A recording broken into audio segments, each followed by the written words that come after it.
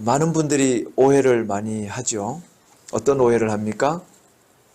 선을 행하라는 것은 천주교나 어떤 다른 종교에서도 더 똑같이 말하고 있지 않습니까? 선을 행한다고 구원받는 것은 아니지 않습니까? 이런 얘기를 많이 해요. 우리의 행위로 구원받는 게 아니지 않습니까? 이런 질문들을 많이 합니다. 그거는 성경에 대한 오해를 한 거죠. 선을 행하라는 것은 구원받으라는 뜻이 아니라는 겁니다. 선을 행하라는 것은 구원받은 백성이 그 이후에 구원받은 백성답게 살아가라는 뜻이죠. 그래서 구원의 조건이 절대 아니라는 것을 오해를 한 겁니다. 두 번째로는 천주교에서 선을 행하라는 건 무슨 뜻이에요? 구원의 조건으로 선을 행하라는 거예요. 그들은 선을 행하면 구원을 더 잘 받을 수 있다고 생각을 해요. 우리랑은 다른 거죠. 선의 의미가. 우리의 선행은 크리스찬으로서 해야 될 당연한 천국 백성의 삶을 행하는 것이고, 천주교에서 말하는 선행은 구원의 조건으로 선행을 하라는 뜻이니까 우리랑은 전혀 다른 선행을 의미하고 있는 겁니다. 오늘 이 시간에는 그러면 어떻게 하면 우리가 구원받은 자들이, 구원의 조건이 아닌 이미 구원받은 자들이 하나님의 백성답게, 하나님의 자녀답게 어떻게 선을 행할 수 있습니까? 거기에 대해서 오늘 같이 은혜를 나누도록 하겠습니다. 첫째로 보니까 선을 행할 수 있는 방법은 그리스도를 본받으라 라고 오늘 성경은 말씀해요. 그리스도를 본받아라. 이 큰바위 얼굴을 기억하셔요? 우리 학교 다닐 때 읽었던 책이죠. 큰바위 얼굴. 기억하셔요? 무슨 내용인지? 기억이 안 나죠. 오래돼서. 아마 교과서에, 영어 교과서에 실렸던 걸로 기억을 하는데요. 큰바위 얼굴은 누가 썼냐면 나다나엘 호손이라고 하는 작가가 쓴 작품이죠. 이게 뭔 내용이냐면 어느 마을에 이 큰바위 얼굴을 닮은 위인이 나타날 것이다. 이런 전설이 있었던 거예요. 바위가 큰 바위 얼굴이 마을에 있는데 사람들은 그걸 바라보면서 저 큰 바위 얼굴을 닮은 위대한 인물이 우리 마을에 이제 나타날 것이다는 그 전설을 믿고 있었던 거예요. 이 마을에 어니스트라고 하는 가난한 농부의 아들이 살고 있었는데요.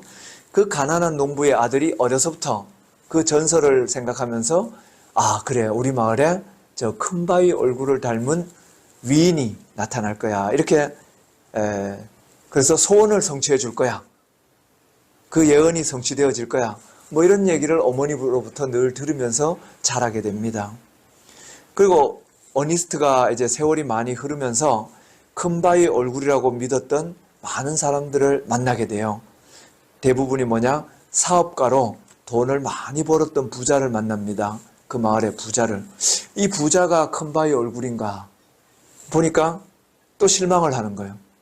또 장군이 그 마을에 나타났어요. 장군이. 그래서 이 장군이 저 큰 바위 얼굴인가 하고 또 찾아가서 뵈면 또 실망을 하는 거예요. 뛰어난 언변으로 명성을 얻었던 정치가가 그 마을에 나타납니다. 그래서 저 정치가가 큰 바위 얼굴인가 하고 또 찾아가 보면 어니스트는 그들을 다 만나본 뒤에 항상 실망을 하고 돌아오게 됩니다.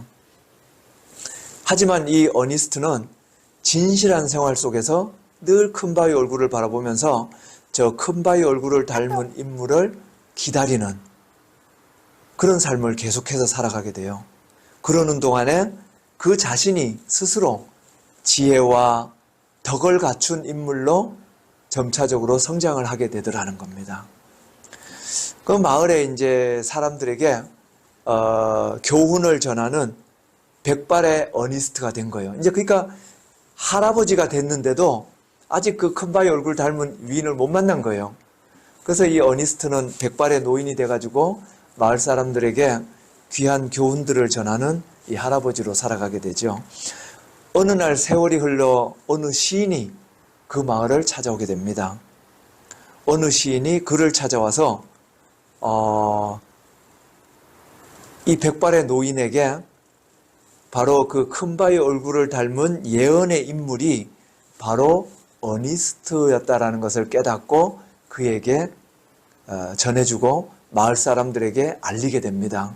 우리가 찾았던 바로 그 큰 바위 얼굴, 기다렸던 큰 바위 얼굴이 바로 이 백발의 어니스트입니다 라고 하는 그걸 마을에 알리게 되는 거죠. 이 책의 내용의 교훈이 바로 이런 겁니다. 뭐냐?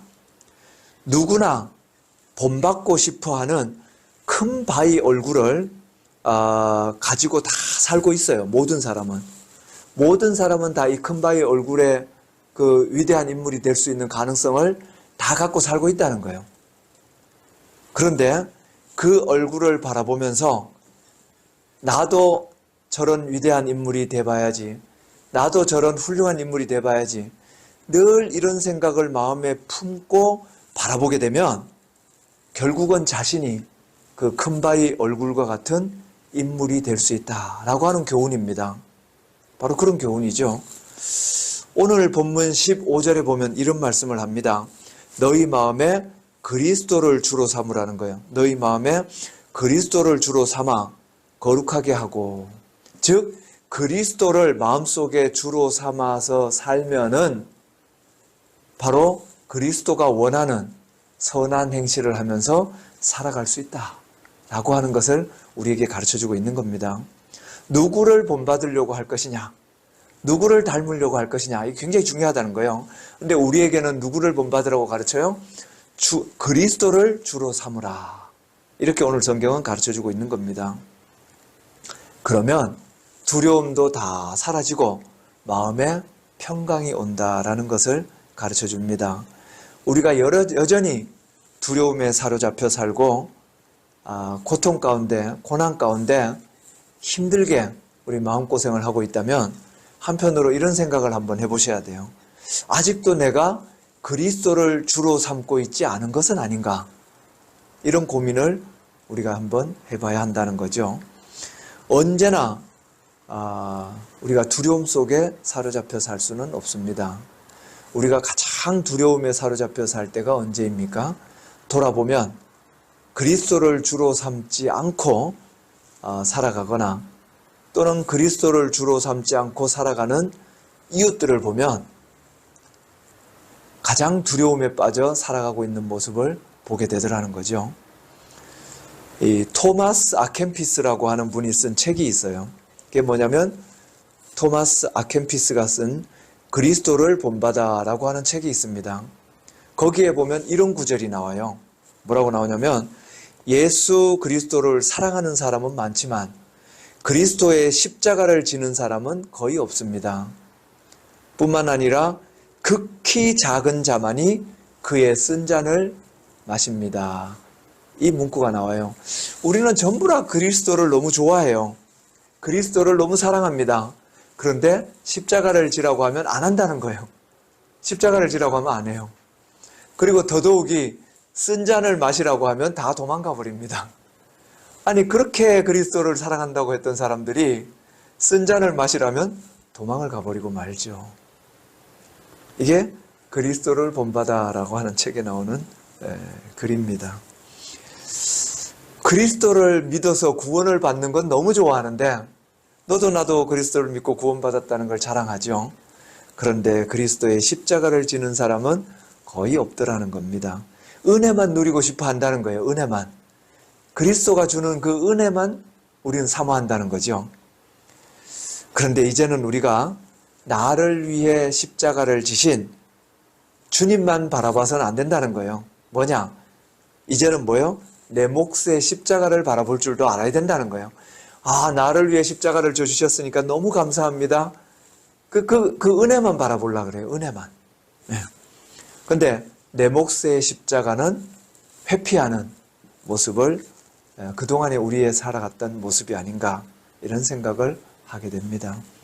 고난이 올 때에 내 몫의 십자가를 기꺼이 기쁨으로 질 수 있는 저와 여러분 되시기를 소망합니다. 그리고 예수를 본받아 더 적극적으로 고난이 있다 할지라도 고난 가운데 더 적극적으로 선을 행하는 믿음의 삶이 되시기를 소망합니다.